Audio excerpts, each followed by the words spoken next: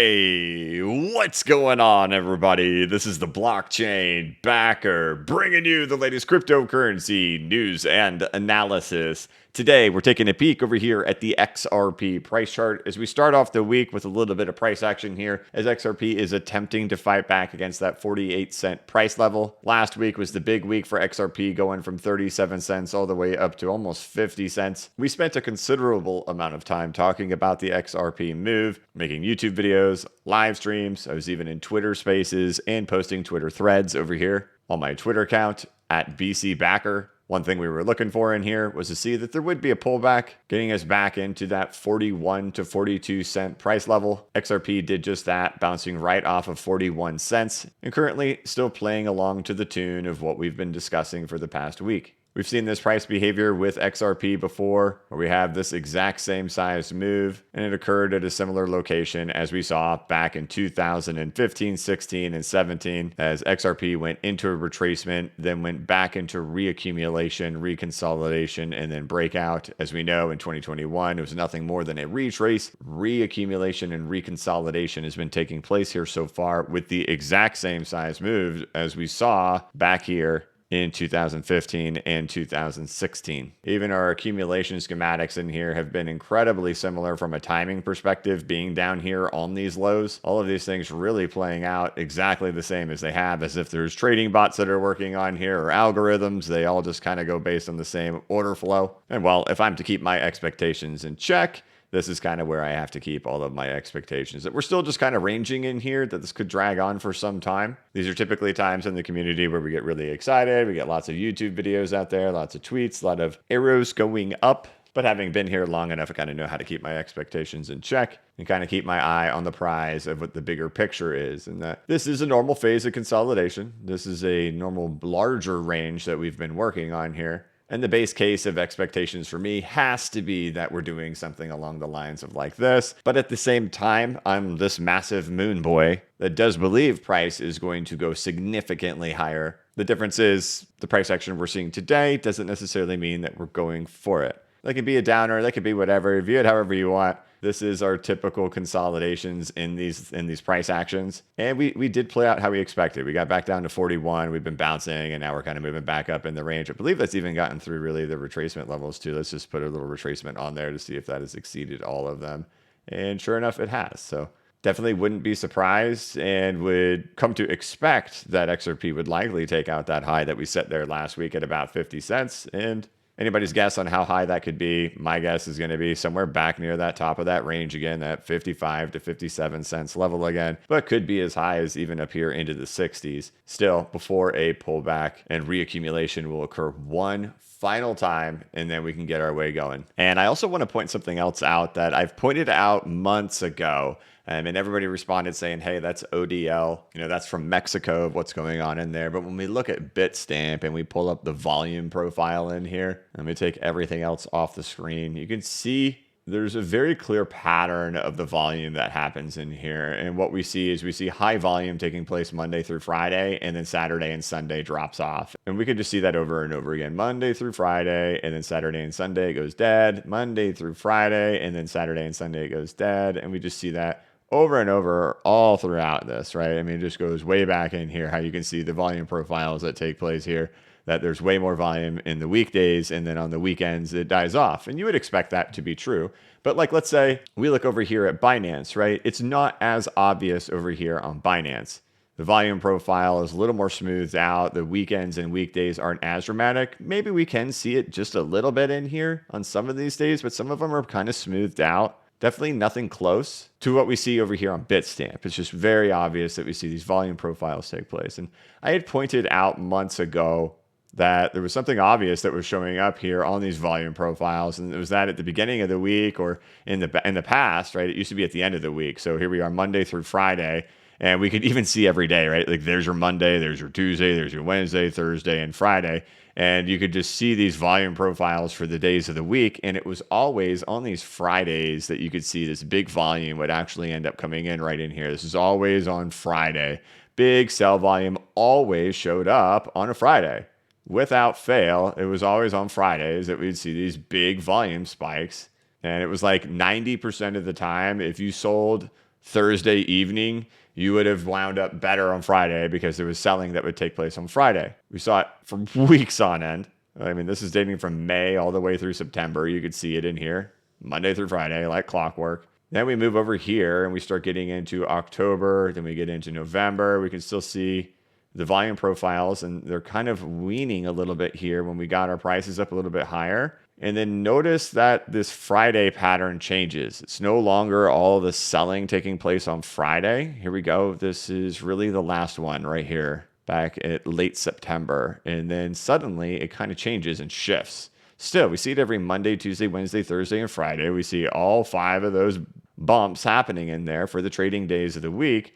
But then it starts to shift, and it's no longer on Fridays, but now it suddenly becomes Mondays. Every Monday, we start to see the big volume come in. So the second it turns to Monday, we start to see the big volume come in. And you can see that trend change in here, how it's now at the beginning of this trading week. The big volume profile shows up right here at the actual beginning of the week rather than at the end of the week, like we were seeing back here. How on Fridays, we always see these big pops. Now suddenly they're showing up here on Mondays. But I noticed something last week, and so we can see still these things are continuing to happen, and it's always right here on Monday that they end up showing up. But notice last week, look at all these Mondays, and then look at last week's. It never showed up. Where was that big volume, that big sell volume that typically shows up at the beginning of every week? We typically have it. You can see here the 5 days. They're really smoothed out down in here, right? It's much smaller in here. There's no big volume day. And then here we are again on Monday once again, and that's not there. And you'd say, well, there's still plenty of time left in Monday. But if you look at all these and how they end up working, it's usually right there when it turns midnight. So if you look at my cursor, you can see it's Sunday, and boom, it's Monday, and the volume starts coming in quickly. Then by, 8 a.m. UTC time, we're in full-fledged volume mode here on Mondays, right? And we see that in here. You see it shows up right at midnight. Then by 8 a.m., we've got all the volume coming in here. Same thing goes here.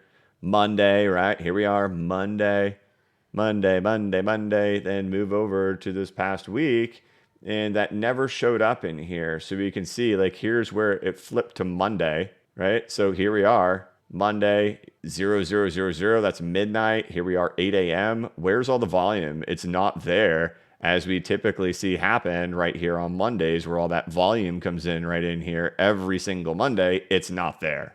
Here we are again, another Monday, it's not there. And it never showed up at any point last week, as we typically see every single week. Last week, that seller, that ODL, whatever it is, didn't come in. And we don't have it again here to start this week at all either. Because here you are, here's midnight, and then at midnight, the volume didn't come in. And still, this volume, even though it's green and great and retail is super happy, that volume still has nothing compared to what we typically see every single Monday. So I thought that was really interesting. But back to looking at it from a bigger perspective, just to kind of see these things side by side to see how long they can take. You can see typically it's just how the price behavior is. Look to the past. We always have these quick moves up and then they stop, quick moves up, they stop, quick move up, they stop. And that's even, dating way back into the past. Still have all these lines. But dating way back into the past, these are the kinds of moves that we do have, and then things pause out quick, and then they pause out. That's still how the behavior of XRP all through 2018, 2019, and 2020, and 2021, and hey, even here in 2022. But just to kind of get a side-by-side view to see, hey, these things, this is how they work. And you can see there's been no real clear breakouts in here. So not here to be Sergeant Buzzkill, but definitely here just to tell it like it is, which I always do. But it's usually typically opposite of whatever retail investor sentiment is. If retail investor sentiment is super bullish, I'm usually there just telling it is how it is, like on the charts, but that won't be the general consensus. Or if, the prices are really low and the retail investor sentiment is super bearish, I'm typically on the other side, optimistic, showing the divergences happening in the market and bullish. And well, right now is no different. Definitely just a nice little consolidation going on here for XRP, and we're just operating in a large range. And so that's one of the things that people don't kind of think about in this market. It's the most volatile market in the world. A trading range can go back and forth to the top and bottom of a trading range a lot. And this trading range in particular falls down 48% and rises up almost 100%. Massive trading range. And if we go back and forth within a couple of days, our emotions can tell us, well, we've flipped into a bull run But their trading ranges in crypto are just so huge, and especially XRP, how quick it can go to the top side and how quick it can go to the bottom side. So just keeping all of that in mind while we're in this current moment right now. A lot of times when things are down really hard, I have to kind of remind emotions, keep emotions in check. You know, when things are super low, everybody wants to sell low and buy lower because they want to relieve themselves of the pain.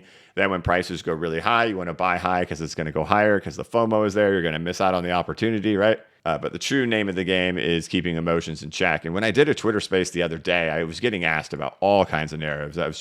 It was as if, you know, there was a lot of people who were just trying to convince themselves that we can't operate within a trading range and we can't continue, but that we are going to break out right in here. I got asked all the different narratives, and I'm just generalizing by saying, you know, quantum financial system pegged to gold, Fed buybacks, all the money, all the value, that none of these things matter anymore. And I spent 2 hours fielding questions in a Twitter space. And I was getting text messages too. They're saying, man, they're trying to get you. They're trying to get you to commit to these theories. And I just wouldn't do it. I don't know what the narrative will be in the end. I don't know what it will be that will cause everybody to YOLO at the end outside of price action. But I do know that XRP's price behavior tends to act in line with what it should and tends to act in line with what Bitcoin is doing. So what are we seeing happening in here, right? Let's talk about that. Because back in here, I said, I think that's the bottom. January 3rd, January 4th, I said that was it. That was the wick. That was the bottom. But I was told by many commenters that we were going to 22 cents or we were going to 20 cents. But I also believed that the bottom of Bitcoin was in, the bottom of the altcoin market was in. And we've seen now Bitcoin start to turn up. We're starting to see the narrative kind of switch over there on Bitcoin. You're seeing retail investors starting to believe that there's the potential for $1 million Bitcoin within the next 90 days. That is a far different narrative than just 3 months ago. But what are we seeing happening in the market? We're seeing Bitcoin starting to turn up, right? We're seeing all these things that happen in here that are typically the marks of the bottom and that we are rolling our way back up. And not just typically, but go back to the last decade, right? This is the mark. The bottom is in. We're rolling our way out. That's what we've got going on for Bitcoin. This monthly candle will close here in the next few days. All of our supports on the indicators ended up holding in here. We stayed above 40 on the monthly time frame. We also saw that over here in the altcoin market. Also, same thing, holding that 40, turning our way back up. These are all great things to see happening in the market. They're what we were looking for. And that gives the confluence that we are working on our bottoming structure for XRP. That is super exciting. I will more than happily take a rocket ship to break its way out of here from right now. And I get asked all the time about all the different narratives. And my response is always, look, I'm just a chartist. I look at the charts. I make my guesses and my speculations based on what the charts are doing. Being in XRP for as long as I have, the narratives have never impacted price, and it's almost a meme in the XRP community. Good news does not translate into positive price action for XRP. But what has been interesting is how often the charts do react, whether it's breaking out of 702 retracements, mimicking past price behavior, finding local bottoms at places where it should find bottoms at. Like we just saw happen with 41. Like those were here for 22.5 cents, 17.5 cents. Those were all things that should have happened. Now we've gone ahead and pulled back the exact amount that we've pulled back in past retracements. So price behavior does mimic that of how it typically behaves, and price rises do behave in line with what's happening with the rest of the market, typically Bitcoin or the rest of the altcoin market moving at the same time. It's kind of been the behavior of how it's always gone. And while we don't represent what would happen for an absolute blast off to take place here just yet, we are definitely mimicking the price behavior and have the market conditions of a bottom working its way in, getting ready for the big day to come. So while it's always exciting to see price action, and we're starting the week off with some price action over here on XRP, I'm very cautious up in here. If we did actually get through this 55, 56, 57 cent level, then still all eyes are there in the 60s. And you're probably not going to see me getting YOLO excitement going on until we got to maybe like 80 or 90. Otherwise, I'm going to be cautious the whole way up there. But my best guess is still just the top of the range of where we've been up there near that 55, 56, 57. And we're getting pretty close to there. And then we'll see if Mr. Seller or Mr. ODL decides to just magically make its reappearance again at some point. But to recognize that for some reason has been shut off over here on Bitstamp in these past 2 weeks. And so while I am Mr. Cautious right now, as we get back to the top of this range on a big enough time frame, I'm absolutely a moon boy. I'm totally all about it. I'm gonna annoy people eventually. Likely, if this whole plays out the way I would imagine it, is sentiment will go right back into the gutter all over again, and everybody will be depressed and sad all over again. Hey, maybe even Bitcoin's popped its way up to $40,000. Ethereum's at like $3,500, and XRP is still sitting in the 30s, and everybody's just sad and depressed and screaming, "Blockchain backer, you don't know anything. It's never going to take off. Nothing's going to happen." That's where I will definitely be moon boy FOMO hype guy for XRP when the market definitely doesn't want to hear that. So kind of understanding where I am on a bigger time frame. I'm definitely super hyped for price action, but I'm definitely super cautious as we're right here. It's typically in these types of structures, this isn't our breakout moment. There's still more consolidating to happen, but it's definitely phenomenal to see the price action play out the way it has, because this is exactly how it has played out before things do get super exciting. So we'll check in on it again in the next couple of days if anything exciting does occur, if we get above these heights in here, to monitor price action and how it's doing.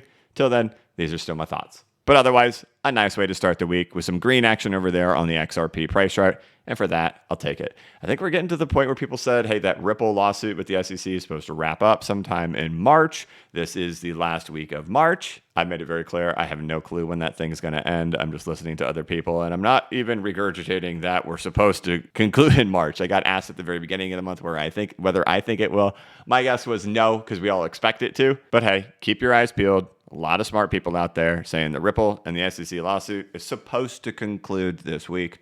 We'll see if that ends up happening. Otherwise, guys, I'll check you out in markets in the morning throughout the week. It's a busy week for me here on the YouTube channel. I will be working on lots of different things. But of course, I'll catch you guys every morning in markets in the morning. But all right, that's it. I'm going to go ahead and wrap this thing up. I want to thank you so much for watching. If you could, please like this video and give it a thumbs up. If you're new to the channel, please subscribe and hit the notification bell so you could be notified of when I create new content and when I go live. As always, this is not investment advice, and I am not a financial advisor. But if you ever need a pick-me-up or a little bit of reassurance, just remember that the blockchain backers got your back. Have a good one.